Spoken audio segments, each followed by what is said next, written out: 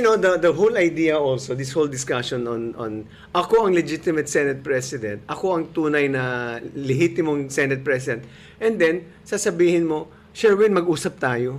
Mag-power sharing Hindi, tayo. gusto ko yung explanation ni Senator Sonny Trillanes dyan. Di ba? Nag-go through siya sa stages of grief. Diba? May bargaining na, na-share tayo. Rage. Kaya nga parang talagang... Nasa bargaining. So, kailan siya aabot? Anong season tayo sa acceptance? At saka yung issue nga, kung ikaw tama ka, if you believe that ikaw legitimate, then go to the Supreme Court.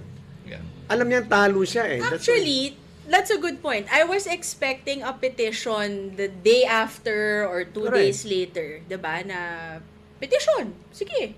So, challenge natin yung doctrine. Tingin nyo, hindi mo ubra yung eto mga 3 libro na nagsasabi na ako pa rin ang Senate President. Kasama Bible.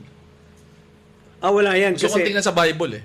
Hindi visual. Kasi yun nga, alam naman niyang talo siya eh. So he's using familiar siya sa Bible.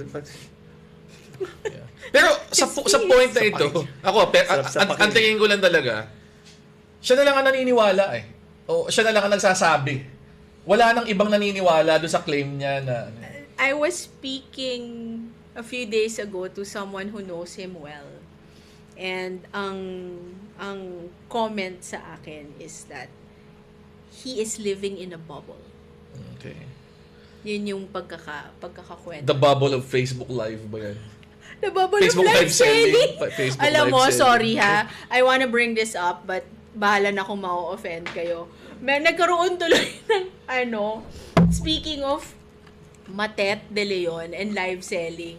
Hindi ko alam kung nakita niyo yun sa Facebook na I don't know how it sort of crossed over that Matet de Leon was saying na, uy, honorable yung pagla-live selling on Facebook. Kasi apparently she now does it. Okay. So sabi ko, napaka-coincidental nung dalawang storya na yun in my world na biglang Parang meron kayo ini-imply tungkol sa itsura ni... Medyo magkahawig sila ni Matet.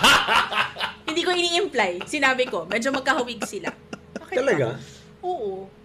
In fact, tinatawag siyang ganun minsan eh. Diba? Pero ito, moving forward, anong tingin yung mga... anong comms imperative for yung bagong leadership? And ano na dapat na pinag-iisipang strategy nitong mensahe, nitong sila... I told someone that Sherwin has to project firmness. Okay. Kasi mabait si Sherwin eh. And I think... He has a very kind face. But he has to project a firm leadership because Alan knows Sherwin, so he's going to take advantage of his kindness. Okay. Mabuti na lang, he rejected that offer of power sharing. Yes. So he's open to talk to anyone, but at the very least, he rejected that offer of power sharing, which is ridiculous. And I see the effectiveness also of Senator Erwin Tulfo. Yeah. Again, because si Senator Sherwin is very, malumanay din, mabait, diba?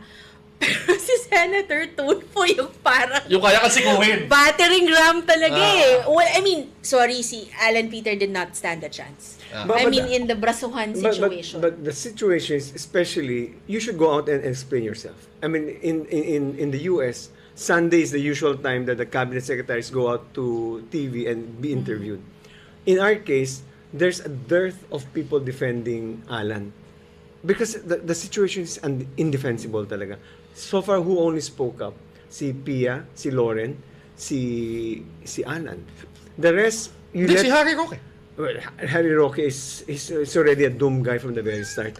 But the whole idea is, Risa can speak about it credibly. Lahat sila pwede magsalita eh. Tito Sen, Ping Lacson, everyone is bold enough to talk. Ang advantage nung bagong leadership, in-acknowledge na sila na tama ng kung sino-sinong grupo eh. Yes. Everybody from IBP to Loadings, not to mention the House and the Malacanang. And Land Bank, most especially. Land Bank. Hindi, yun yung similar to the parallelism na we were talking about earlier, is yung pag nagkaroon ng kudeta sa ibang bansa. And then, kung sino man yung nanalo, i-acknowledge na ng Community ibang... of Nations, yes. Diba? So, ganun na yung nangyari kay Senator Sherwin na Malacanang, and they're House, again, Land Bank. it came from the case of Avellino versus Cuenco, diba? They immediately informed. At saka ako, very,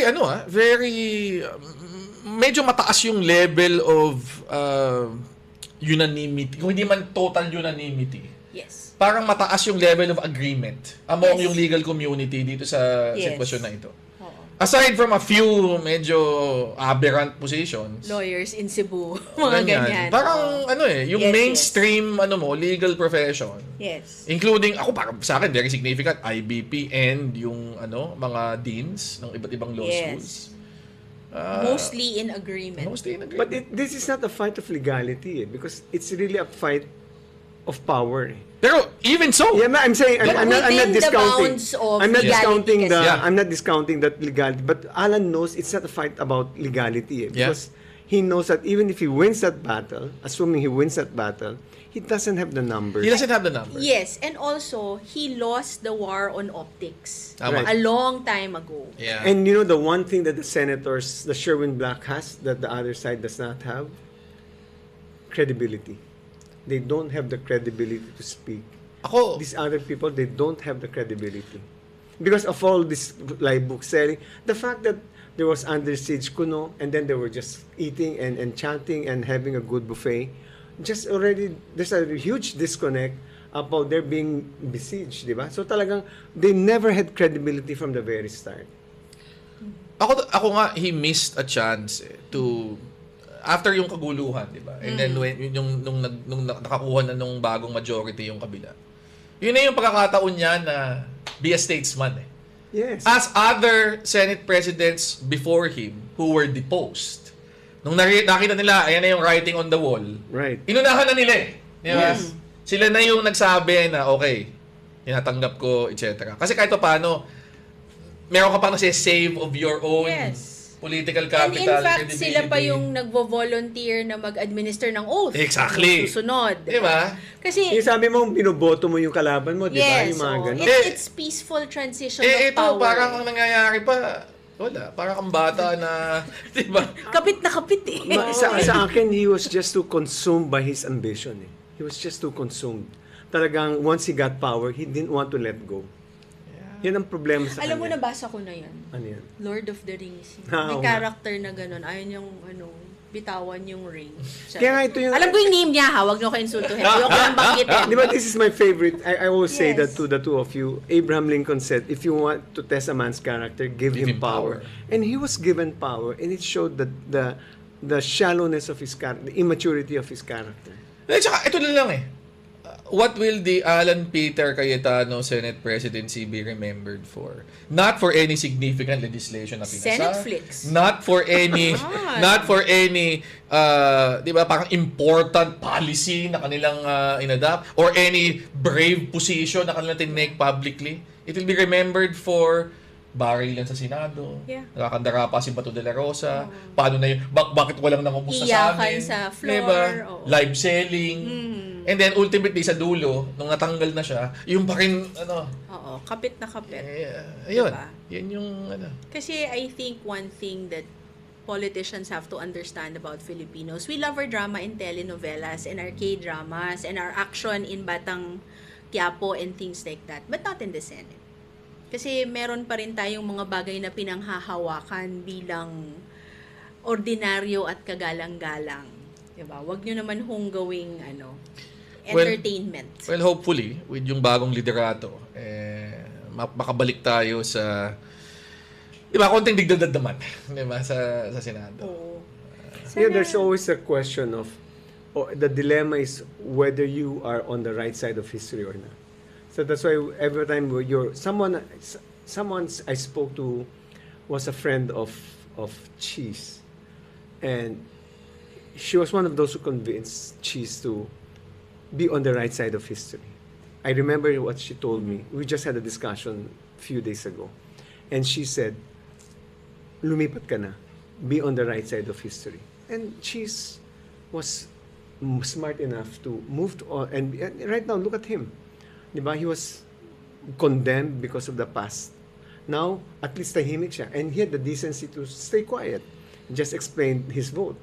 And that's it. And he didn't even try to grab attention. And that is one who understands good optics Right. and Yeah. comms. 'Diba? The way that he entered at 3 p.m., he knew it was going to create a Yeah. stir. In the same way that Sen Risa knew that when Bato appeared, may mangyayari. Senator Cheese also knew very well na ganito yan. Pag pumasok ako, kasi pwede namang dumating siya ng maaga, tumenga siya doon, but he created.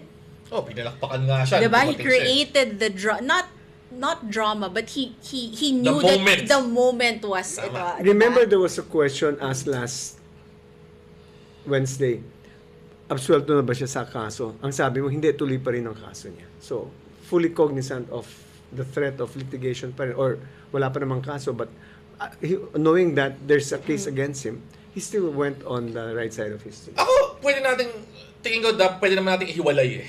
Yung, di ba? Dapat harapin pa rin niya kung ano man yung kailangan niyang harapin legally. Pero pwede nating appreciate yung ginawa niyang pagtiglig niya for the institution. Oo. Hindi naman personality yung pinag-uusapan natin. Yung actions naman yung importante na pinag-uusapan. And then, he controlled his narrative.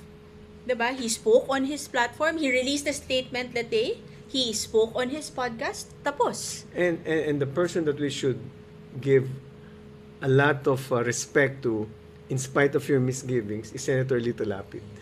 Gusto ko yung sinabi niya. Oo. Di ba? Diba? Yun yung napag-usapan natin. Nung kinwestiyon yung kanyang, yung parang pina-imply na lilipat siya dun sa oo. kabila. Dahil dun sa vote. And after that, sinabi niya na, di ba, he said na, they're saying na we're trying to convince him. Eh, let's be fair. You are also trying to convince. Di ba? Parang yun yung sinabi niya. To, may malalim, silent water runs deep, no? Huwag Pero niyo kalimutan. masyado, Hindi, tsaka masyado nagbiro malalim. siya eh. Nagbiro siya na parang, kasi parang may nagsabi, ikaw na lang ho yung maging Senate President. Parang ganyan. Tapos sabi niya, anong gusto niyo maging Senate of Silence to? Gumanon siya. So, very self-aware. Pero may question ako. Okay.